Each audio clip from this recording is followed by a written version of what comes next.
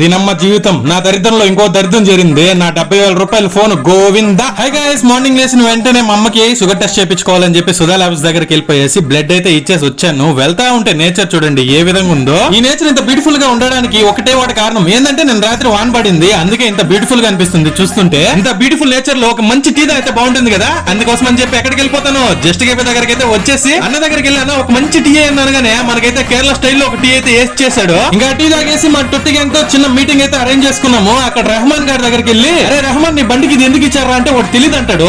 ఏందిరా ఆయన తెలియకుండానే బండి కొనేసావు, సూపర్ రా నువ్వు రెహమాన్. ఇంకా బాగా ఆకలిస్తుందా, ఇంకా టిఫిన్ షాప్ కి వెళ్ళిపోయేసి 2 ఎగ్ దోశ అయితే కుమ్ము వదిలేసాను. ఆ తర్వాత నా ఫోన్ చూసుకుంటే ఈ విధంగా డిస్కో లైట్లు అయితే వేస్తా ఉండదు. ఇంకా ఫోన్ తీసుకొని ఫోన్ షాప్ కి వెళ్తే 25,000 అవుతుంది అన్నాడు. డిస్ప్లే పోయిందంట మన ఫోన్ కి. ఏం చేయాలి నాకేం అర్థమే కావట్లేదు. ఇంకా చేసేదేం లేక స్టైల్ పార్క్ వెళ్ళి కటింగ్ చేసుకునేసి ఇంటికి అయితే వెళ్ళిపోయాను. ఇంకా మన ఫోన్ రిపేర్ చేసుకోవడానికి ఫండ్స్ రైజ్ చేద్దాం అనుకుంటున్నాను. ఎవరైనా హెల్ప్ చేయాలనుకుంటే QR కోడ్ పంపించండి. ఈ వీడియోని సబ్స్క్రైబ్ చేసుకోండి.